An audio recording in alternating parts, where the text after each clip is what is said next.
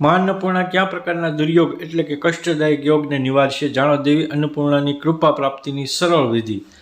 સંકટ સમયે તો અચૂક માં અન્નપૂર્ણાની આરાધના કરવી જોઈએ। કહે છે કે કેટલાક કષ્ટદાયક યોગ વચ્ચે જો માં અન્નપૂર્ણાની પૂજા અર્ચના કરવામાં આવે તો ભક્તોને તે દુર્યોગના દુષ્પરિણામ નથી ભોગવવા પડતા। દેવી અન્નપૂર્ણાની કૃપા જે શ્રદ્ધાળુઓ પર ઉતરતી હોય છે તેમના ત્યાં ક્યારેય ધાન્યની ખોટ નથી વર્તાતી। એટલું જ નહીં, ઘરમાં સુખ સમૃદ્ધિમાં પણ ધીમે ધીમે વૃદ્ધિ થવા લાગે છે। લોકો આ જ સુખની કામના સાથે માં અન્નપૂર્ણાની આરાધના કરતા હોય છે, પણ ઘણા ઓછા લોકોને વ્યથનો ખ્યાલ હશે કે સંકટ સમયે તો ખાસ માં અન્નપૂર્ણાની આરાધના કરવી જોઈએ। કહે છે કે કેટલાક કષ્ટદાયક યોગ વચ્ચે જો માં અન્નપૂર્ણાની પૂજા અર્ચના કરવામાં આવે તો ભક્તોને તે દુર્યોગના દુષ્પરિણામ નથી ભોગવવા પડતા। હવે જોઈએ ક્યાં દુર્યોગથી બચાવશે માં અન્નપૂર્ણા। કુંડળીમાં દારિદ્ર્ય યોગ કે દેવાળિયા થવાનો યોગ હોય, કુંડળીમાં ગુરુ ચંડાળનો યોગ હોય, શનિ પંચમ અષ્ટમ કે દ્વાદશ ભાવમાં હોય, રાહુ દ્વિતીય કે અષ્ટમ ભાવમાં હોય, કુંડળીમાં વિષ યોગ હોય, કહે છે કે જેની કુંડળીમાં ઉપરોક્તમાંથી કોઈ પણ દુર્યોગ હોય તો તેને ખાસ માં અન્નપૂર્ણાનું શરણું લઈ તેની પૂજા અર્ચના કરવી જોઈએ। તેને લીધે દુર્યોગના દુષ્પરિણામો ટળી જશે અને જે તે વ્યક્તિને યોગના લીધે સર્જાનાર વિવિધ મુસીબતો કે તકલીફોનો સામનો નહીં કરવો પડે। કુંડળીમાં જો કોઈ પણ પ્રકારના દુર્યોગ હોય તો નિત્યમાં અન્નપૂર્ણાનું પૂજન કરવું વિશેષ લાભદાયી બની રહેશે, પણ જો નિત્ય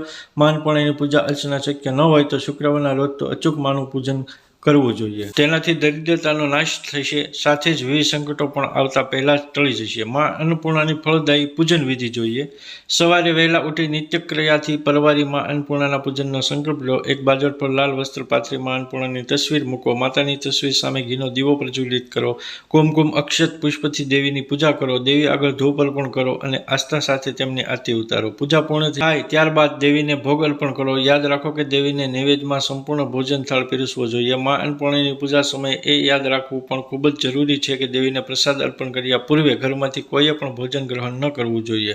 માતાની સન્મુખ જ બેસીને અન્નપૂર્ણા સ્તોત્રનો પાઠ કરો અથવા તો મંત્રનો જાપ કરો। અન્નપૂર્ણે સદાપૂર્ણે શંકર પ્રાણ વલ્લભે જ્ઞાન વૈરાગ્ય સિદ્ધ્યર્થમ ભિક્ષામ દેહી ચ પાર્વતી। પૂજા પૂર્ણ થયા બાદ માને અર્પણ કરેલો ભોગ પ્રસાદની જેમ ગ્રહણ કરો અને પરિવારના બધા જ એક સાથે ભોજન ગ્રહણ કરો। તો મિત્રો, તમે પણ માં અન્નપૂર્ણાની કૃપા મેળવવા માટે આ વિધિ જરૂરથી કરશો। સાથે ચેનલને સબસ્ક્રાઈબ કરશો, વિડીયોને લાઇક કરશો, એક સરસ મજાની કોમેન્ટ કરશો અને મિત્ર વર્ગ સંકુલમાં આ વિડીયોને ખૂબ શેર કરશો। Thank you.